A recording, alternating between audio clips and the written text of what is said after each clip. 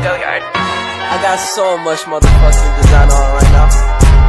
Break it down, bring it back, make it clap. I got 3 old thoughts, new guap, where that thing. Bitches on my line, and you know they come strapped, hold up. Dalam video kali ini saya akan memaparkan materi mengenai pemikiran hukum Islam Imam Syafi'i. Pokok-pokok pikiran Imam Syafi'i dalam mengistinbatkan hukum adalah memakai beberapa dasar, yaitu Al-Quran, Sunnah, Ijma', dan Qiyas. Adapun penjelasannya dari masing-masing sumber hukum tersebut yaitu sebagai berikut. Yang pertama ada Al-Quran dan Sunnah. Pemahaman integral terhadap Al-Quran dan Sunnah merupakan karakteristik pemikiran hukum Imam Syafi'i. Menurutnya, kedudukan Sunnah dalam banyak hal menjelaskan dan menafsirkan sesuatu yang tidak jelas dari Al-Quran, memerinci yang global, mengkhususkan yang umum, dan bahkan membuat hukum tersendiri yang tidak ada dalam Al-Quran.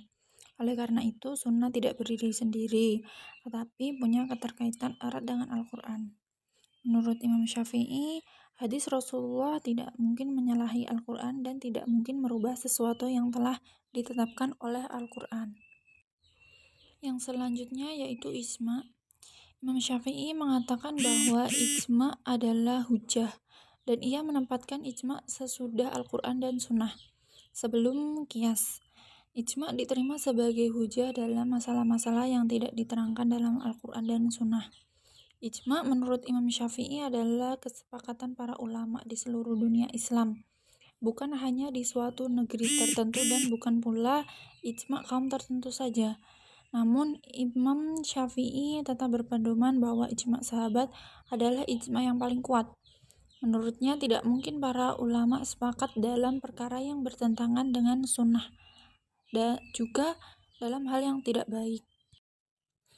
Yang terakhir ada Qiyas. Imam Syafi'i menjadikan Qiyas sebagai hujjah dan dalil keempat setelah Al-Quran, Sunnah, dan Ijma' dalam menetapkan hukum. Ia adalah ulama pertama yang membicarakan Qiyas dengan patokan kaidah dan menjelaskan asas-asasnya. Sedangkan ulama sebelumnya sekalipun telah menggunakan Qiyas dalam berijtihad, namun belum membuat rumusan patokan kaidah dan asas-asasnya. Bahkan dalam praktek ijtihad secara umum belum mempunyai patokan yang jelas. Imam Syafi'i adalah ulama pertama yang memilih metode Qiyas serta memberikan kerangka teoritis dan metodologisnya dalam bentuk kaidah rasional namun tetap praktis.